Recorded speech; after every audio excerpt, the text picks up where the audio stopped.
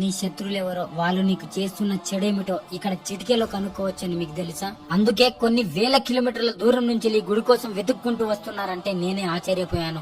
ఇలాంటి ఆలయం మన భారతదేశంలో ఇంకెక్కడ దొరకదనిపిస్తుంది. అవును, స్వయంగా కాళికా మాత మన రూపంలోకి వెలుతురుగా వచ్చి మీ శత్రువుని ఎవరో మీకు ఏం చేశారో మనతోనే చెప్పిస్తుంది. వీడికి వచ్చాక మొదటగా నాకే నమ్మశక్యంగా లేకుండే, కానీ ఇక్కడ వచ్చిన జనాలను చూసి నేనే ఆశ్చర్యపోయాను. కాళికా మాత దగ్గరున్న త్రిశూలానికి ఒక నిమ్మకాయ పుచ్చి అది చేతిలో పెట్టగానే ఇంటి దేవుని కాళిక మాతను తలుచుకుంటే చాలు అతని మనసులో నుంచి వస్తున్న నిజాలు, తన శత్రువులు ఎవరో, వాళ్ళు చేసిన చెడు ప్రభావాలు నేను స్వయంగా విన్నాను. ఇక్కడ భక్తులందరూ తెలంగాణ, ఆంధ్ర, కేరళ, మహారాష్ట్ర, ముంబై, తమిళనాడు నుంచి తండోపతండాలుగా తరలి వస్తున్నారు. అగ్గిలో అమ్మవారి త్రిశూలం పెట్టి పట్టుకోగానే నీలో ఉన్న భూతాలన్నీ బయటికి రావాల్సిందే. అందుకేనేమో వేల కిలోమీటర్ నుంచి వెళ్లి భక్తులు ఇక్కడికి అమ్మవారిని వెతుక్కుంటూ వస్తున్నారు. ఈ ఆలయం బత్తరహల్లి విలేజ్, హోస్కోట తాలూకా, బెంగళూరు గ్రామాంతర జిల్లాలో ఉంటుంది. వచ్చిన భక్తులకు ఇక్కడ నైట్ స్టే చేయడానికి తగిన సౌకర్యాలు కూడా ఉంటుంది. ఇక్కడ నిత్యం అన్న ప్రసాదం కూడా జరుగుతూ ఉంటుంది.